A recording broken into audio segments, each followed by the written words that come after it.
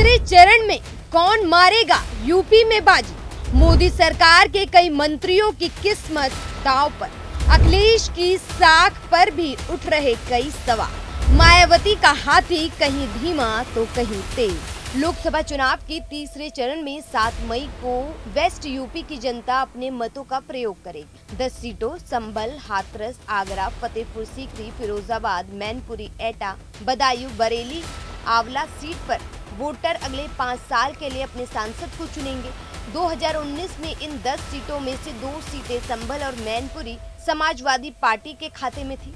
वहीं 8 सीटों पर बीजेपी ने अपना कब्जा किया था। इन सीटों पर जहां केंद्र और यूपी सरकार के कई मंत्रियों के साथ भी दांव पर लगे हैं, तो वहीं अखिलेश के परिवार का वर्चस्व का भी इम्तिहान है, क्योंकि मैनपुरी सीट से इस बार डिम्पल यादव फिर मैदान में है। इन 10 सीटों पर जीत के लिए तेज हुई सियासी जंग के विभिन्न दलों के नेता सियासी मंच से एक दूसरे पर तीखे वार करते हुए दिखाई देते हैं।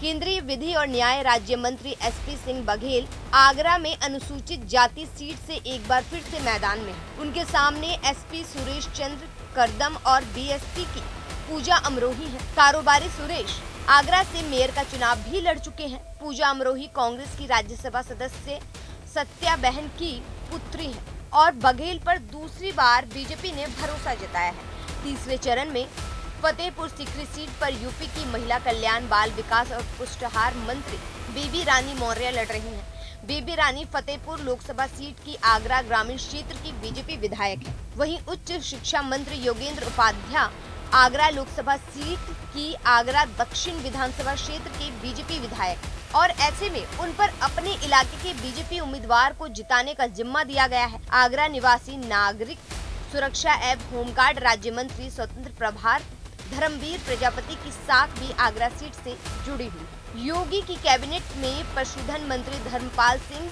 विधानसभा क्षेत्र के विधायक हैं। उन पर आंवला लोकसभा सीट से बीजेपी को जिताने की जिम्मेदारी दी गई है।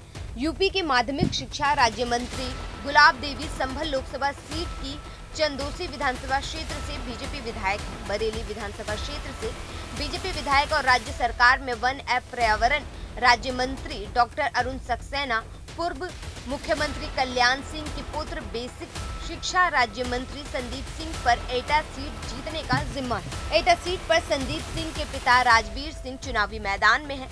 पुत्र होने के नाते संदीप की प्रतिष्ठा भी पिता को जिताने के लिए दांव पर है। बड़े सियासी घरानों में शुमार यादव परिवार के 5 सदस्य इस बार चुनावी मैदान में हैं।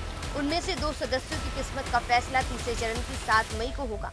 मैनपुरी सीट से सपा मुखिया अखिलेश यादव की पत्नी डिम्पल यादव लड़ रही हैं, तो पूर्व सीएम मुलायम सिंह यादव के निधन के बाद 2022 के उपचुनाव में एसपी ने ये सीट जीती थी। एसपी मैनपुरी में 1996 से काबिज है।